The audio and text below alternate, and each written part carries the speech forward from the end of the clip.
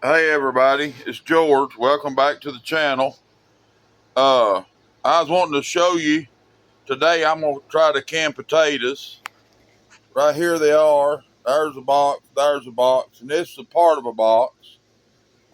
But I've got the rest of them over here in the sink. I've been washing them, and if I can get you set up to where you can see what I'm doing, I'll try to show you how I wash these potatoes. I take this little scrub brush and I go over this whole potato because I don't want no dirt, no sand, nothing in it. I got a chair here I'm going to sit down in, and I'm just going to put them over here on the other side of the sink. I've got the sink good and clean, but you just take and wash that potato real good and clean. Now, if you get a place like this, see where it's opened up, where he's hit it with a potato fork, I'll cut this out. I'm going to pinch it off though, and I will put it over in this little pot I got. And that way I can get in there and clean that out. Even though I'm going to cut it up or cut it out, I still don't want that, holding dirt when I get over there to cut them up. Okay, I've kind of got things set up to where I can show you a little quicker what I'm doing. And now on these black spots, be sure you cut them out, because that's the rot, starting of the rot of the tater, and you need to cut that out to where there's no sign of it, or that potato will rot in the jar. And it looks really bad, even if you use it before the potato begins to rot. But, just take and give that tater a good scrubbing, and I'm getting every tater the same way. I'm doing it all the same way. And when I get these done, I will put them in a bucket or one of them big pots of mine, and I'm taking them in the living room because today my back ain't feeling the greatest in the world, but I still want to get this done. And it's just keep cleaning them potatoes like that. Make sure there's no dirt on them.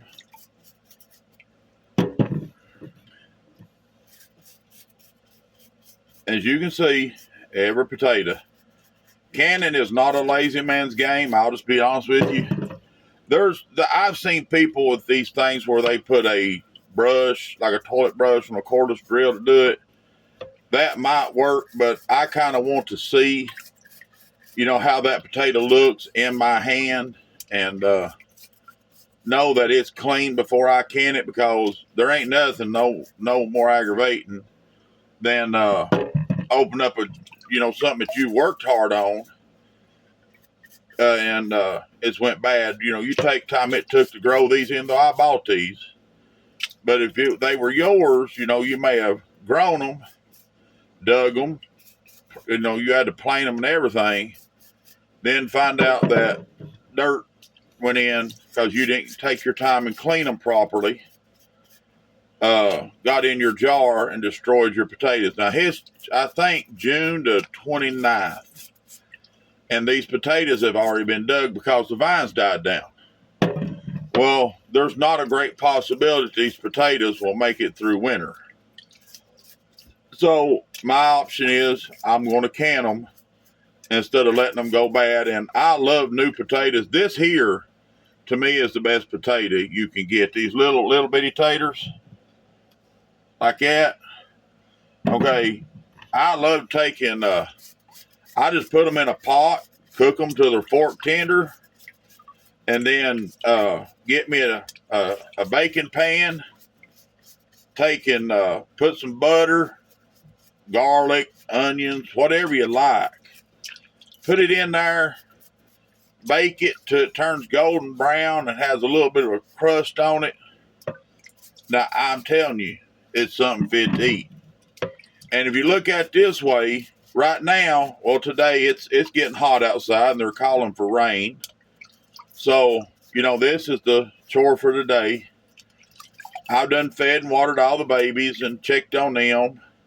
I've got some baby guineas in here hatching, and you know, I'll be doing I may do a little short video later, put how I take and let the young babies I have in the house teach the new babies that hatched how to live, you know, where to eat, where to drink, and all that. They do learn from each other, and it's just a lot easier than me trying to teach them.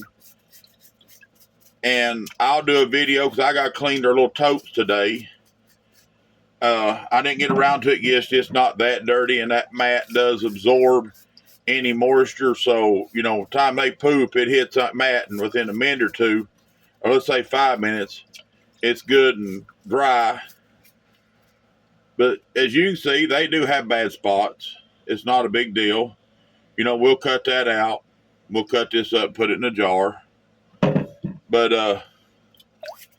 I just wanted you to see, you know, I'm actually taking and cleaning each potato. It's not going to be a fast process, but you know, you got all day. And if you do 35, 40 quarts of potatoes, you know, that's a year's worth of potatoes. And, you know, you could do them in a day easily. My canner holds 7 jars. So, you know, so we're looking at anywhere from at least 35. And it don't matter. See, that tater's got a lot of bad spots. I will save every piece of that tater I can save. But, you know, anything you can put up now, you know you'll have later. And, you know, if something does happen to where, you know, maybe, even if, let's say one of your neighbors has a bad run of luck, okay, you might be able to share potatoes with them. But now I've got potatoes out here planted. My potatoes are in straw. I have watered my potatoes a time or two because we're in a drought. I mean a bad drought. I wish it would rain. I'd like to see it come in a good 2-day rain. I've had my corn planted 3 weeks. I think 3 weeks today. And, you know, it's that tall. And it ought to be hip high. But if it ain't getting moisture, it can't grow. I've taken, where I've got that watering system I showed on another video, I have emptied it, and that's 275 gallons per tote. I put 3 totes on it, and, you know, I'm out of water. I'm going to have to pull black pipe to a neighbor's creek, and there's a little branch that's probably 300 yards from my house or my garden, and over time, I have bought black pipe here and there, and some of it was Lowe's, some of it was, you know, the local hardware store and stuff. But if I could get a deal on it, I bought it, and I believe I have about enough to do it. I've got a gasoline pump that I will try to get to where, you know, I can push that water up into my garden if it don't rain the next couple of days and try to water it again. But if I get that pipe system set up, I may try to, you know, figure out some way to where I can just walk over there, hook my pump up, let it run, you know, hour or two, and just more or less drown the garden. And that way the droughts and stuff ain't as bad. I just have to get it away from the road to where I'll have to run down the side of the road, but I got to get it up on the bank enough that when them guys come through mowing, that they don't chop it all to pieces. So I'll probably run out the bank and, you know, put rebar up there to hold it up on the bank and flag it to where they'll know not to hit it. It's just I got to wait till I can get some help with one of my kids or one of the neighbor's kids has time to help me, because I'm not going to try to wrestle that pipe and all that by myself and try to climb on banks and stuff. You know, if you got a disability, your limitations, sometimes you have to depend on others, and you know, you got to use your head. But you know, if I do decide to do that, I'll make a video showing you what I've done. And I don't really like the pump I have. It's more of a flow pump, or whatever you call it, more of a mass flow than a pressure pump, but it is what I have. I may, if I run up on something I can afford, I may try to get more of a pressure pump, but if not, I'll, see how well that works and hope that it does work. Any water's better than no water, but I'm hoping the good Lord will, show a little mercy on this garden and, give it some water. And, when I catch the water off the house and stuff, if it fills one toad or two or whatever, that kind of puts me back up on top. My comfrey and stuff is getting to where I want to harvest it, and I'm gonna put it in a bucket here and there too, and do a comfrey tea, I guess is what you call it. But you just put that comfrey in the bucket and let it set for about a week, 2 weeks. Usually about a week's what I do, and I've got Doc and Plankton, not Doc, Murdoch and Doc that grows real deep into the ground too. And I like to put that in there, and I'll put some rabbit manure in a bucket, and I'll strain all that off into one of them totes, and that way when I do go down there and water the garden, that it gets fertilized too. But I guess you sit here and watch me wash taters long enough, if you can see them. But this is what I'm doing. But I'll pause you for a second. I'll go in the living room and show you what I'm doing there, and how I'm putting them into jars, and what I'm doing on that side. Oh, just be patient with me. I got me a towel here to wipe my hands on, so I don't get my phone burnt. Alrighty. I'll pause you, and then we'll start you back in the living room. Okay, we're in the living room. I'm having to kind of stay seated today. But what I'm doing is, this is the potatoes I washed earlier. And I'm looking them over real careful to see if there's any rotten spots, bad spots, pitchfork holes. If there's not, I'll take and cut that potato in half lengthwise again. And then I'm going to cut them up in about 1-inch pieces and let them go into the jar. You can see they're about that big. And I take this jar and shake it to make the potatoes settle into the bottom of it, so that I can get more potatoes in each jar. And like I said, once you pressure can these, they're cooked. They're done. And, if the power did happen to go out, or, you get snowed in or something, and let's say you got a little bit of pork or beef or whatever, you can make meat and taters. You can take these out, and what I do is I'll rinse them off, because they'll get starch in the bottom of these jars. I like to rinse that out, and then, you can take these out, put them in grease, and fry them just like they are, and they fry up in no time. It just cuts a lot of the cooking time off. And now, if you see a bad spot or something that's just real ugly, go ahead and cut that out. Don't put that in your potatoes, because they will not look good in the jar. And if it's something like a rotten spot, it will continue to grow even though you cook these potatoes. See if I can see one with a. Here's one with several. Okay, as you can tell, that one's been worked on pretty heavily. I'm gonna reach in and just cut that deep. Go in and cut it again, and I'm gonna cut all that out of that potato, even though I want to keep my skins on my potatoes as much as possible.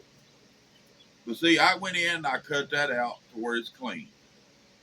And that way that potato is, okay to put in a jar. Same thing, I'll cut it up.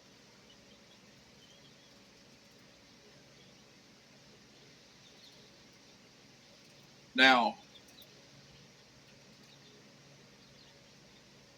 I do have a towel on this table, and if something goes in that jar by accident that I don't want in there, I can pour them out, get it out, and fix the issue. But it's the same procedure. Just cut them in 4 pieces lengthwise, then cut them 2 or 3 times, this way. And I'm cutting them up, putting them directly in the jar. That way, it's not another step to it. And when I get this jar full, we'll go through to the next step, and you'll see how I'm filling them up. Now you can dry can potatoes, and you can if you want to sit and peel your potatoes, that's absolutely fine. You can do that, but I was taught in school that all the nutrition's in the peel the potato, and I like to peel the potato. I took these right out of the jar and heated them up, put some butter, cream, stuff in them, mashed them, and made mashed potatoes. It's got the skin on. And if you don't mind the little skin in your mashed potatoes, which I don't, they're perfectly fine that way. There's 1,000 ways to use these potatoes, even though they're canned. I know a lot of people that don't want to can potatoes anymore, and that's fine. But I think it's better to have them in a jar.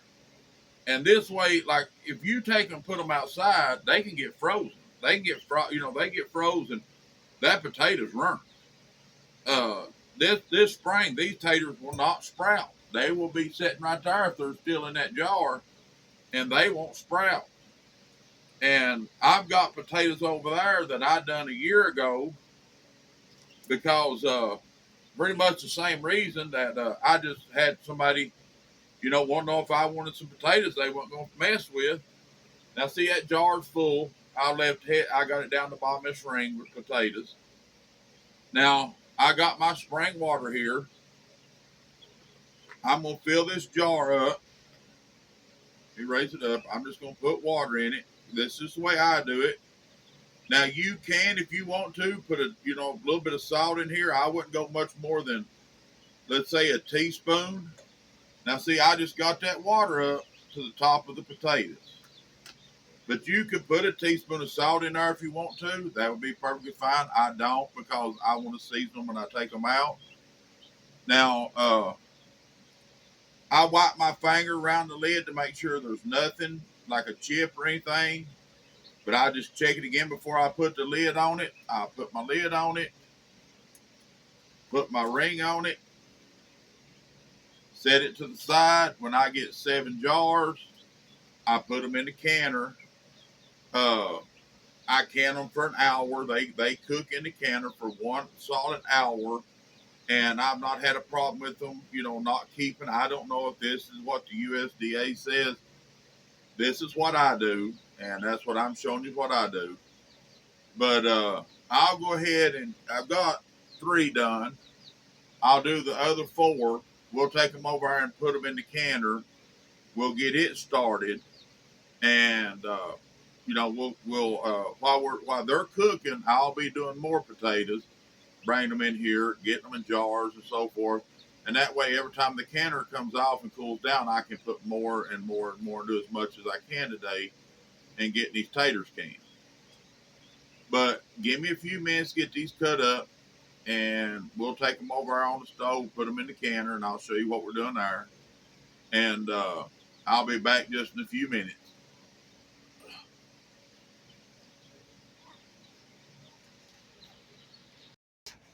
Okay, everybody, I come in here and I done put the jars in the canner, and I've got the water level full where it's supposed to be.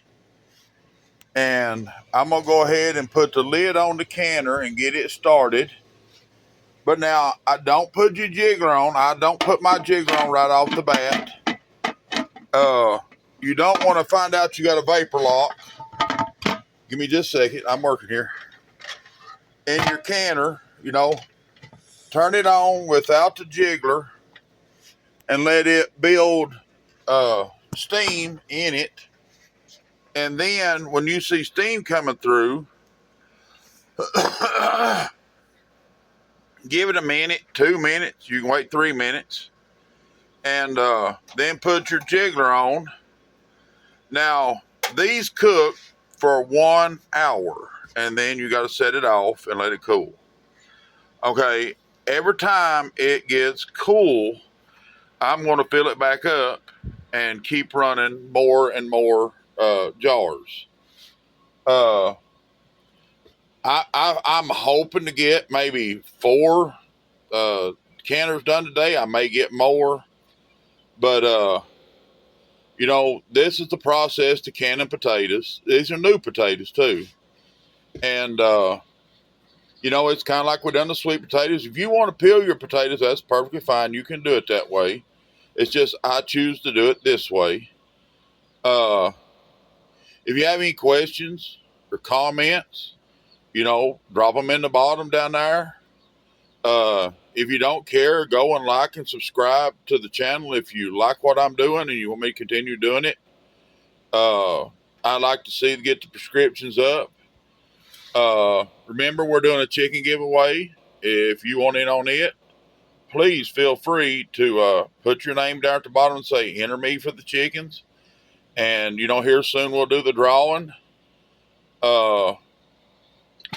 There's no need of me showing y'all how the canner works. You know, you just wait till the jiggler gets on. You want on a nice slow jiggle. Can it, you know, let it run for 1 hour. Set it off, let it cool. Take your jars out. Well, I'm going to go ahead and end this video so I can get back in there and cut up more potatoes, wash more potatoes, wash jars and everything else. But I wanted to see how y'all see how I can potatoes, and this is just how I do it. And if I decide here in a little bit that I'm not going to can all these potatoes and I'm going to do some hash browns, we'll do them and put them in the freezer. And that way, you know, if you want to have hash browns, you can do that also. Okay, well, y'all have a good day. Have a blessed day. Be good to each other. And we'll see you on the next video.